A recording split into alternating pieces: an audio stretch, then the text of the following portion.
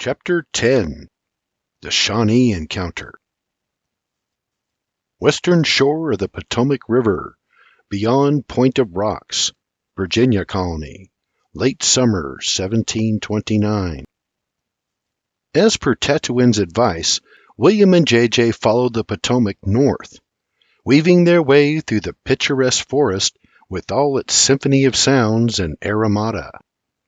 The scenery is so beautiful, he subconsciously slows J.J. to a casual walk, letting him guide his own path as he soaks in Virginia's bounty. The tree-covered landscape is stunning. Looking up, he studies the canopy sheltering the endless green that surrounds him. Everywhere his eyes gaze there is wildlife, playful squirrels, croaking frogs, sly raccoons, and grazing deer. Not to mention birds of every color and dimension, abundantly filling the trees and sky in every direction.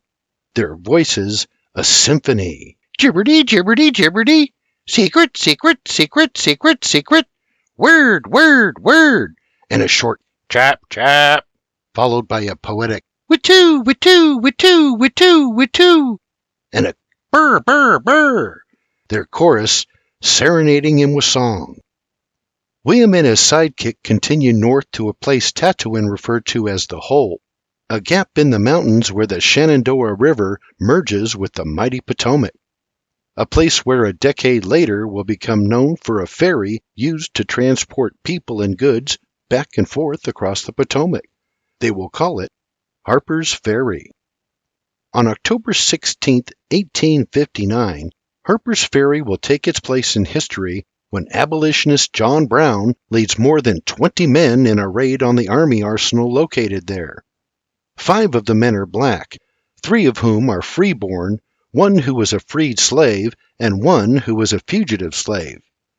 Under the Fugitive Slave Act of 1850, it will be illegal to assist fugitive slaves.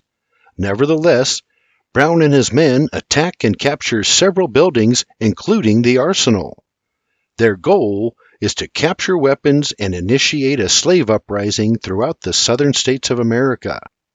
When the first shot is fired, Hayward Shepard, a free black man and resident of Harper's Ferry, is the unfortunate soul who takes the bullet. Shepard, a night shift baggage porter for the B&O Railroad, is shot while running through town warning residents of the raid. Unfortunately for Brown, the shot alerts Dr. John Sterry, and he bolts from his home to investigate. Initially, Brown's raiders confront and detain him. However, when Sterry states he is a doctor, Brown's men allow him to attend to Shepard's wound. Unfortunately, his aid comes too late and Shepard perishes. After which, Sterry is allowed to return home. But Sterry does not go home. Instead, he mounts his horse and rides to the neighboring towns, alerting them to the raid. Upon reaching Charlestown, officials there ring the church bells, arousing the citizens from their sleep. As a result, armed locals quickly pin down Brown's raiding party, forcing them to take sanctuary in an engine house next to the armory. The following day, the Secretary of War orders U.S. Army Lieutenant Colonel Robert E. Lee, who was on leave nearby, to bring an end to the raid. With orders in hand, Lee takes command of the closest available unit, an 80-man company of U.S. Marines. As Lieutenant Colonel Lee is on vacation, he has no uniforms. Formalities aside, he leads the Marines to Harper's Ferry in civilian clothing. Lee and his men arrive at Harper's Ferry via train October 18th, just 2 days after the raid began. Upon their arrival, Lee attempts to negotiate a peaceful conclusion. When negotiations fail, Lee and his Marines storm the firehouse, capturing most of the raiders while killing a few in the process. 2 of the dead are Brown's own sons, while Lee loses 1 Marine. Soon thereafter, Brown has his day in court and is found guilty of treason against the state of Virginia. He is sentenced to death and hung, the hanging taking place in Charlestown, 7 miles southwest of Harper's Ferry. Charles Washington, brother of our nation's father, George Washington, establishes Charlestown in 1780. It is officially acknowledged by the Virginia General Assembly in January of 1787. Today, Harper's Ferry and Charlestown are located in West Virginia. Despite the outcome of Brown's raid, his actions capture the nation's attention and serve as the first critical step towards the abolition of slavery. The Hole, the confluence of the Shenandoah and Potomac Rivers, Virginia Colony. Late afternoon on a late summer's day, 1729. William and J.J. make their way to the northern tip of the Shenandoah Valley, some 15.5 miles north of Point of Rocks. As he approaches the overlook, the roar of the confluence rumbles through the trees, growing louder. Riding past the tree line, he stops near the edge of a cliff where the landscape opens to an astonishing scene. Below him, two majestic rivers poetically flow together, its power and beauty on full display. Across the Shenandoah to his left, the future home of Harper's Ferry and West Virginia. Across the Potomac to his right, mountains and cliffs of the Maryland colony. Beneath J.J.'s hooves, Virginia. From the hilltop overlooking the Hole, he watches as the rivers collide, mesmerized by its sights and sounds. During his travels, William's eyes have beheld the abundant beauty of this land, but the scene before him is by far the most majestic. Entranced, he gazes timelessly at the swiftly flowing rivers, their waters rippling, splashing, and gliding their way over the rocky riverbed on their way to the Chesapeake Bay. Closing his eyes, he listens to the soothing roar. Opening his eyes, he peers across the river to the north, taking in the grandeur of the tree-covered mountain looking back at him from the Maryland side of the Potomac. A soft summer breeze cools him as it weaves its way through the chestnut, maple, northern red oaks and pine that paint the landscape, each harboring an abundance of cardinals and blue jays, with some playing host to the steady knock of woodpeckers. The breeze, playfully dancing through the swaths of dangling red, yellow, and orange flowers that paint the forest. Filling his lungs, he closes his eyes again, embracing the soothing song of the rivers, birds, leaves, and branches, the sweet aroma of honeysuckle warming his spirit. As the breeze fades, he feels the sun roasting his back again, killing his natural high. Opening his eyes, he takes in God's glorious creation one last time before turning J.J. south. Following the river into Virginia's Shenandoah Valley, his path is parallel with what will eventually become the Appalachian Trail. From his vantage point high on the hill, he can see for miles in every direction. To the west, plush green rolling hills and meadows for as far as the eye can see, reminding him of Ireland. He is finally in that special place Mr. Davies told him about so many months ago. And William knows this is where he is meant to be. Riding slowly, William and J.J. traverse the northern tip of the Shenandoah Valley, following the river south, looking for a safe place to cross. 5 miles later, they come upon a place where they can ride down to the river's edge and eventually cross over. Once on the western side of the river, they continue south for another half-mile to a bend in the river.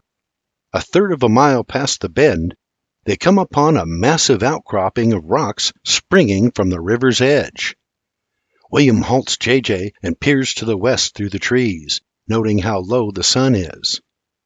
With so little daylight remaining, he spies an ideal spot a few yards from the shore and sets up camp. After watering J.J., William sits down to his first meal since leaving his Piscataway friends. Resting his sore cheeks on the soft riverbank, he reaches into one of the deerskin sacks to retrieve a piece of dried meat. As his fingers fumble about, he feels something strange. Curious, he opens the sack wider and peeks in. To his surprise, he finds a beaded necklace. He holds it up for a better look. It is striking, with a clamshell painted with a copper fish hanging in the center. As he admires it, a flood of emotion washes over him. His eyes quickly welling, he wipes them away. Gazing at the necklace conjures memories of his time with them. Reminiscing, his heart overflows with appreciation and respect for his Piscataway brethren. The sounds of the river flowing by reminding him of their island village. Proudly, he slips the necklace over his head, centering the clamshell on his chest. Retrieving a piece of smoked meat, he sits gnawing his jerky, watching the Shenandoah swiftly roll along. With the sun fading, he builds a small fire and hunkers down on his bearskin for the night. Western shore of the Shenandoah River, eastern edge of the Shenandoah Valley, Virginia Colony, pre-dawn the following morning, early fall, 1729. Fast asleep, William is rudely awakened by a musket to the shoulder.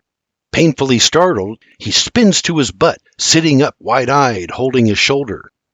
To his shock, he is greeted by the unsettling sight of a tall, dark, lean, muscular man standing over him with a knife to his face. Heart pounding, he knows if they wanted him dead, he would be. Nevertheless, finding himself at a heavy disadvantage, he freezes in place, avoiding any fast moves. For in addition to the knife-wielding warrior in his face, there are 6 others surrounding him, all warriors. With his hands up in surrender, William takes note of their appearance. They are not Piscataway. In fact, they more closely resemble the warrior he met at the trading post. To his surprise, the man standing over him begins to speak in Algonquin. "Who you? Where you people? And how many?" Hesitant to move, William remains still on the ground and answers the man in Algonquin. "I am William, and I am alone. I have no people." The knife-wielding warrior and his companions exchange looks of shock and disbelief before staring back at William. With an aggressive tone, the man standing over him growls, "You speak Algonquin? How this possible? Where you learn? Who taught you?" With some hesitation, William cautiously reaches into his shirt, revealing his necklace, answering, "From me friend, Chief Tatooine of the Piscataway." The man snatches the clam from William's hand. Bending down, he closely examines the painted copper fish. Releasing it, he stands and steps back, waving off his subordinates. Still uncertain of his situation, William remains still atop his bearskin coat, unthreatening in any way. The impressive warrior addresses him. "You friend of Piscataway? Of Tatooine?" William nods. Hands now on the ground at his sides, he waits on bated breath, the steel of Senior's knife pressing against his right thigh. To his surprise, the warrior reaches out a hand and helps him to his feet. He gives William a quick once-over, then scolds him in Algonquin. "You should not be here. This valley is no safe for Shawnee," he says, patting himself on the chest. Then jabbing a finger at the young Irishman's chest, he adds, "And no safe for William." Casting aside his fear, William listens intently as the imposing warrior continues with a slap of his right hand to his chest. "Me, Gunsta of the Shawnee." Like the Piscataway, the Shawnee people are somewhat nomadic. Indigenous to North America, their native tongue is also Algonquin. Their migration saw them occupy regions of Illinois and Indiana to the Ohio Valley through Kentucky, West Virginia, Pennsylvania, Maryland, and as far south as the Carolinas and Alabama. In the late 1720s, the Shawnee will live primarily in the northern Shenandoah Valley. However, during that time, their claim to the area is hotly contested by rivaling Iroquois tribes such as the Haudenosaunee. Gunsta explains that his tribe are at war with the Haudenosaunee Confederation of the Iroquois Nation, and that they are fighting for control of their sacred Shenandoah Valley hunting grounds. "Our struggles with them are great. If you want live, Take horse and ride hard to where sun sleeps, he says, pointing to the west. Go, William, go now, go fast, and beware the Haudenosaunee. Skiagunsta turns, dismissing his men, and they stealthily disappear down the riverbank. The proud Shawnee then turns back to William, giving him a stern yet friendly nod. Until next we meet, William, he says before following his men along the riverbank and out of sight. William's heart is pounding. Glancing around, he confirms he is alone. Scanning the camp, he sees that nothing has been taken, not his rifle, his supplies, nor his horse. JJ is still right where he left him the night before. Jumping to his feet and without hesitation or so much as a second thought, he grabs his belongings, loads JJ, and rides like the wind. As fast as he is able, they race westward, just as Skiagunsta advised. For hours, he and JJ blaze across the countryside, not looking back. Until finally, even as sweat pours from his still intact scalp, Mother Nature calls and he stops. But there is no time, as they say, to stop and smell the roses. Not having an opportunity to ask his Shawnee friends any questions, he has no idea how far he must ride to be clear of the Haudenosaunee. For several more hours, JJ's hale and hearty physique whisked his strapping Irish partner safely across Virginia's green-rolling, tree-covered wilderness, blazing across the countryside without a soul in sight, with only the sound of hooves as they make their escape. Dashing through the forest, they pass squirrels, rabbits, raccoon, and deer, not to mention an array of bird-filled birch, ash, and linden trees, their songs deaf to his ears as he races along. For he is focused on survival, and right now his senses are telling him to keep moving, ever cautious and alert. 30 miles into the chase, he comes upon a clearing and stops. In the distance is a small white man's settlement. Even still, his guard is up. At this point, everyone is a stranger and therefore a potential threat. Before riding out into the open, he rests his horse, observing the settlement from the cover of trees. For several minutes there is no activity. Then a man appears. A frontiersman, tall and muscular, with dark brown hair and a bushy beard. He is walking slowly through the empty field. He is older than William, in his 40s perhaps. He is wearing buckskins, boots, and a tattered black tricorn. William watches a while, then dismounts. He must have sensed William's presence, for just as he steps into the clearing, his head jerks in William's direction. Turning to face the stranger in his field, he peers to his left and right, then back over his shoulder. Turning back to William, he watches him approach. The man removes his tricorn, wiping sweat from his brow as his eyes continue scanning the area for intruders. Convinced William is alone, he walks slowly towards him before coming to a stop. Standing there, he gives William a good once-over, watching as he draws closer. About 50 feet from the man, William cautiously lifts his arm and waves with a friendly, "Hello, friend!" The man does not respond. Instead, the burly frontiersman guardedly approaches until standing face to face with William, just a few feet away. With an expression that says you are either stupid or dangerous, or both, the frontiersman breaks his silence. "We're no accustomed to folks wandering these parts alone, stranger," the frontiersman says with a Scottish inflection. "And maybe you dinna ken, but this here's Injun territory. In fact, they calls it their sacred hunting grounds." William is about to answer when the man stretches his arms, looking in every direction. "You see this great wilderness, the one you just moseyed through? 'Tis filled with Shawnee and Iroquois." Stepping forward with his left leg, the burly bearded Scotsman peers sternly into William's eyes. "Do your dinger, you're damned lucky to be alive." Then with a huff, "Wandering around like a bloody fool. And if they'd killed you, well, hell slap it into you." Taken aback by the harsh greeting, William takes it all in stride. Holding JJ at the ready, he smiles respectfully and replies, "With all due respect, sir, you don't even know the half of it. With a sarcastic grin, the man's eyes grow wide, and with a stink-eyed glare he replies, "Is that so?" "Hot and spent," William retorts. "I ain't got no witnesses, but not even the half of it." Looking around, the Scotsman cuts him off, snapping, "Dinna tell me you're out here alone." "Well, there is JJ, of course." "JJ?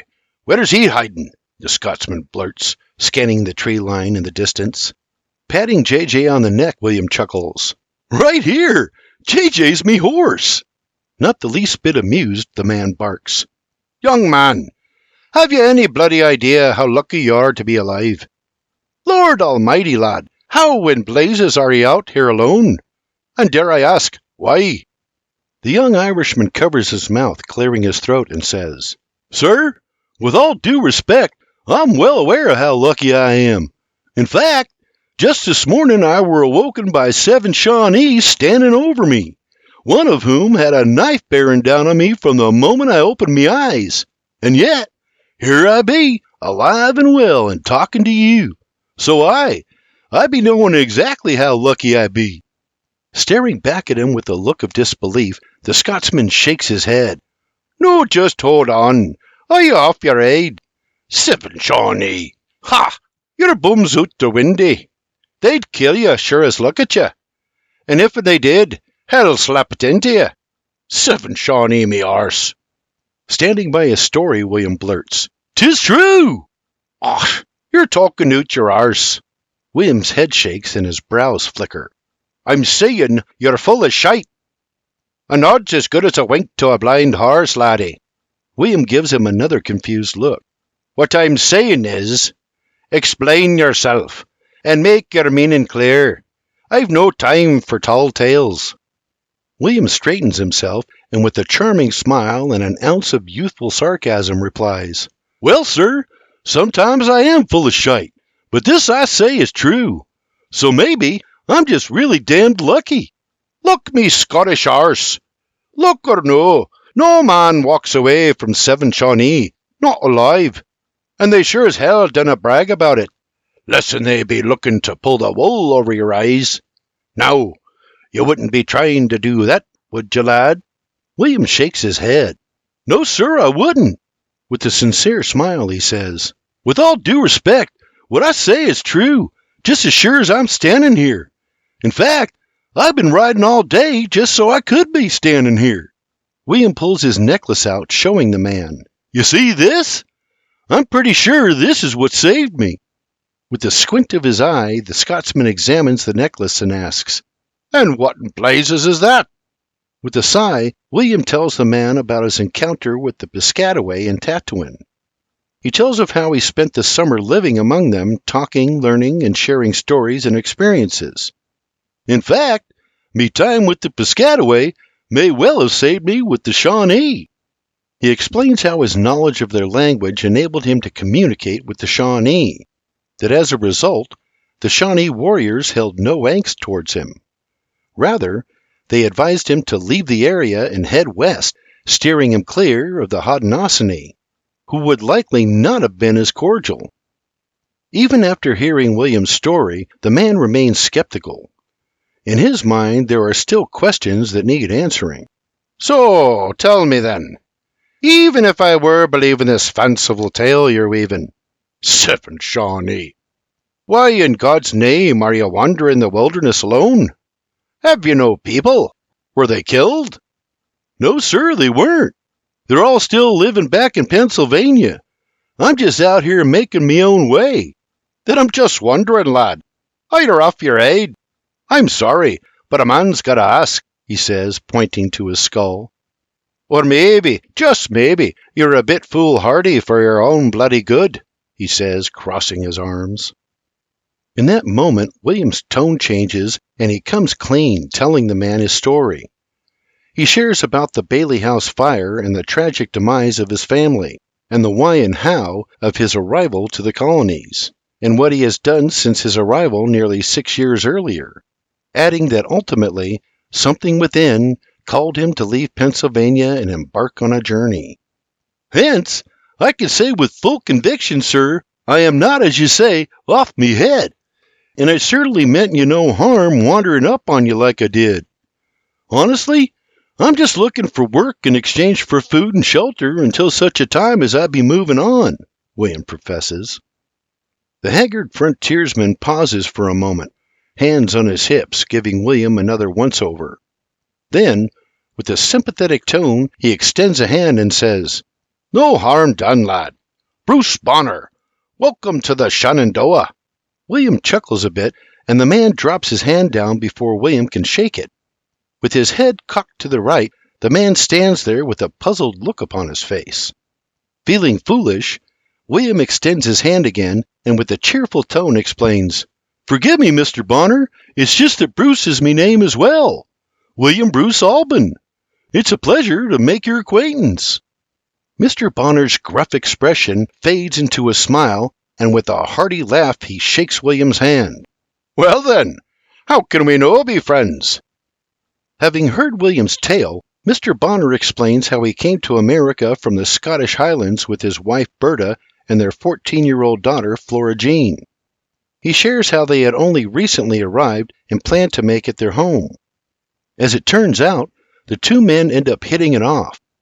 For quite a spell they stand in the field talking, and after considering William's story and how late in the day it is, the grizzly Scotsman offers to oblige William. "William, what do you say we make a parley? I can really use an extra set of hands around here. In exchange for helping me around the homestead, I'll provide you with food and a warm place to lie your head." William is listening intently. "And," he says with a raise of his finger, "if you show a willingness to work and can hunt, I might be needing you to stay on and help prepare for winter."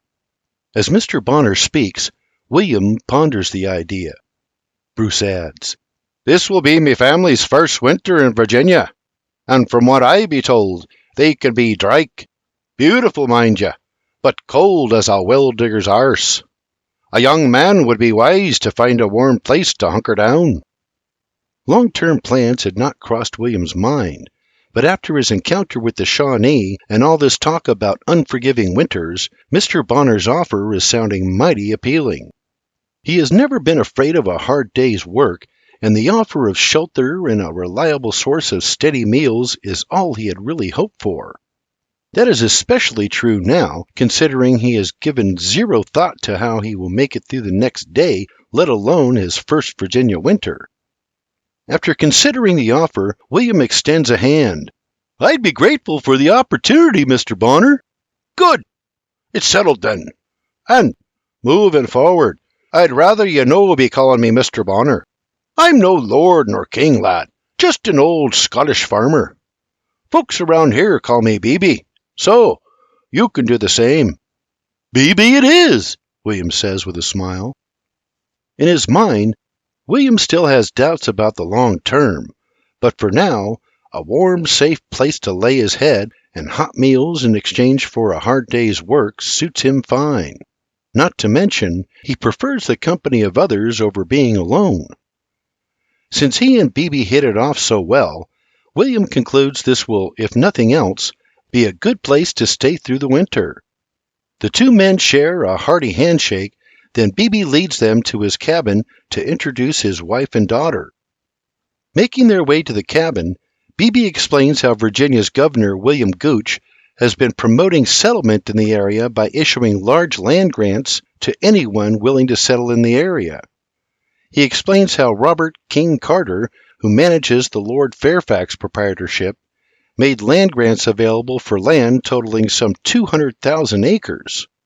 He goes on to explain how their settlement, named Old Town, was established earlier that year, going on to share how Quakers and others like himself migrated south through the Great Valley along the long-traveled Indian path from Pennsylvania, some of whom elected to homestead on the old Shawnee campgrounds of Apple Pie Ridge. Unlike those with land grants, those settlers acquired their land through negotiations with the local natives to avoid any future problems or disturbances. Mr. Bonner, however, chose to settle 3 miles northwest of Old Town. He confesses they have not been there long, and there is much that needs to be done. Going on about what needs doing, pointing things out as they walk, adding where everything is, where he wants it to be, when it needs doing, and how. As they draw closer to the cabin, William begins seeing things through Beebe's eyes, as if an entirely new world is unfolding in his mind's eye. In the distance, he spots a sizable clearing with a flatbed wagon resting alongside a huge fenced-in corral. In the corral are horses, mules, a cow, a steer, a couple of pigs, and some sheep, with no less than a dozen chickens wandering aimlessly around the yard. Beyond the far side of the corral is a cleared area about 100-foot by 100-foot square that appears to have been leveled. On the far side of the leveled area, drying in the sun, are rows and stacks of timbers. In addition to that are more than 100 sizable logs, mostly poplar, that are debranched, debarked, and drying in the sun, most of which have already been hewn into sizable beams with a broadaxe. About 60 feet from the corral to the right stands a hardy 20 by 20 log cabin. Beebe explains how the cabin had been built with help from his friends and neighbors. Looking at the cabin, William sees it is big enough to accommodate the Bonners, but worries a fourth person might make for tight quarters. Needless to say, it will be a cozy winter. It is obvious that while the Bonners may not have been there long, they have already accomplished quite a lot. But while they have a cabin and an outhouse and the makings of a barn, they are lacking a chicken coop, smokehouse, and meat house. Furthermore, there are no sizable crops, only a cleared field that appears to have been recently planted with lucerne. Just then he spies an area near the corral that has been cultivated into a small garden where potatoes, carrots, corns, beans, peas, and various squash are thriving abundantly. Nevertheless, these people are clearly in need of all the help they can get, especially with winter just a few months away. As they approach the cabin, a blonde-haired, blue-eyed woman of medium frame and height emerges from inside. At first glance, she appears to be in her late 30s. She is cloaked in an off-white dress and is wiping her hands on an apron tied around her waist. Following behind her is a similarly dressed teenage girl, bearing a striking resemblance to the older woman. Beebe calls to them, "Berta! Flora Jane! Come meet William. He's just arrived from Pennsylvania and he's looking for work." "Pennsylvania?" the older woman gasps. "I've convinced him to stay on for a while and aid with the many tasks we need doing before winter." Greeting them with his charming smile, William says, "Miss Berta? Flora? William Bruce Albin. I thank you for the opportunity." Berta gives him a good once-over and with a kindly smile replies, "You can thank us with the fruits of your labor, young man." Standing in the background, Flora says nothing, choosing only to smile as William and her parents chat. And so it is, a new chapter begins for William and the Bonners.